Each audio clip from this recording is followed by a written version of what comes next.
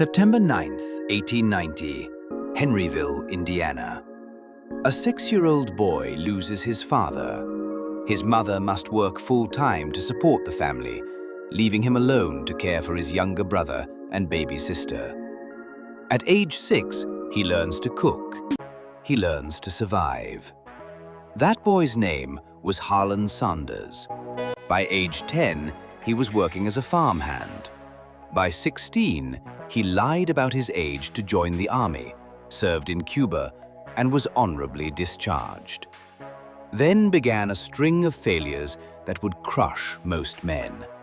He worked as a railroad fireman, fired. He studied law by correspondence, got in a fight with a client, and lost the case. He sold insurance, fired for insubordination.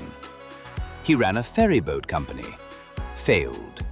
He sold tires, failed. He operated a gas station. The Great Depression hit, failed. By 1930, Harland Sanders was 40 years old, broke, and living in the back room of a gas station in Corbin, Kentucky. He had no home, no savings, no future to speak of. But he could cook. He started serving meals to hungry travelers right there in his living quarters. He had no restaurant, just a table and some chairs. Travelers told other travelers. Soon, people were coming just for the food. He expanded into a motel across the street, built a real restaurant, developed his secret recipe of 11 herbs and spices, perfected his pressure frying technique. For the next 20 years, Sanders built a successful restaurant. People came from all over. He was a local legend. Then, in 1956, a new interstate highway was built. It bypassed Corbin, Kentucky completely. Overnight, his customers vanished.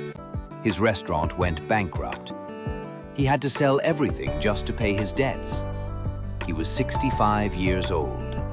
He was broke, and he was about to change the world. Harland Sanders looked at his Social Security check, $105 a month, and decided he wasn't finished. He packed his car with a pressure cooker, some seasoning, and a dream. He decided to franchise his chicken recipe. He would drive to restaurants, cook his chicken for the owners, and if they liked it, he'd make a deal. They pay him a nickel for every chicken they sold. Imagine this scene. A 65-year-old man in a white suit, driving cross-country in an old car, sleeping in the back seat because he couldn't afford motels. Knocking on doors, walking into kitchens, offering to cook chicken for strangers. Restaurant after restaurant said no.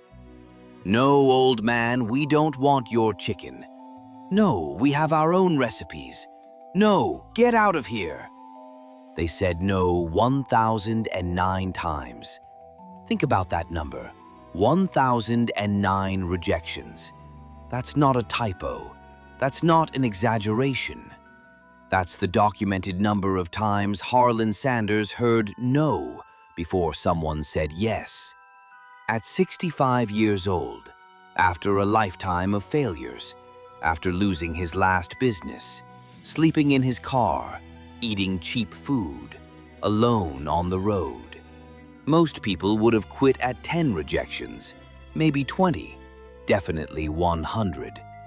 But Harland Sanders believed in his chicken, he believed in his recipe, and he refused to stop. In 1952, before the interstate killed his restaurant, Sanders had driven to Salt Lake City, Utah. He met a man named Pete Harmon, who owned a large restaurant. Sanders cooked his chicken for Harmon's family. They loved it. Harmon agreed to sell Sanders's chicken in his restaurant. They called it Kentucky Fried Chicken. It was the first official franchise. But remember, this was before the bankruptcy. After losing everything in 1956, Sanders had to start over. He had one franchise, one yes.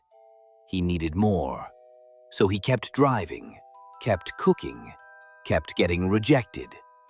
Finally, after rejection number 1009, a restaurant owner in Indiana said yes. Then another in Ohio. Then another. Slowly, painfully, Kentucky Fried Chicken began to spread. By 1963, there were over 600 KFC franchises across the United States and Canada. Harland Sanders had built an empire from the trunk of his car, at an age when most people are in retirement homes. At 73 years old, he sold the company for $2 million. That's about $15 million today. But here's the part nobody talks about. When Sanders sold KFC, he stayed on as the public face of the company. The iconic white suit, the goatee, the Southern gentleman image we all recognize. He traveled 250,000 miles a year promoting his chicken. But he also kept the original restaurant in Corbin, Kentucky, the one that went bankrupt, the one the interstate killed. He bought it back and ran it until he died. Why? Because he never forgot where he came from. Harland Sanders didn't become successful because he was lucky. He didn't become successful because he was young. He didn't become successful because he had connections or money or education. He became successful because he had something worth saying no to.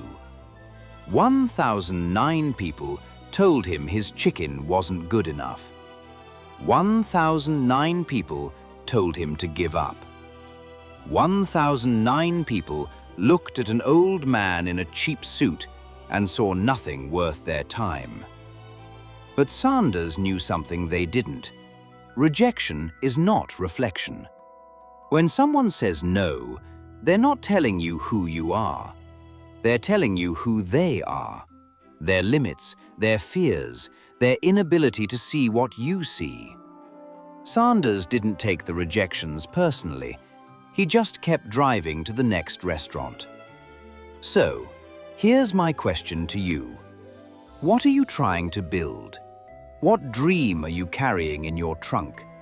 What recipe do you have that the world hasn't tasted yet? You might get 10 no's. You might get 100. You might get 1,009.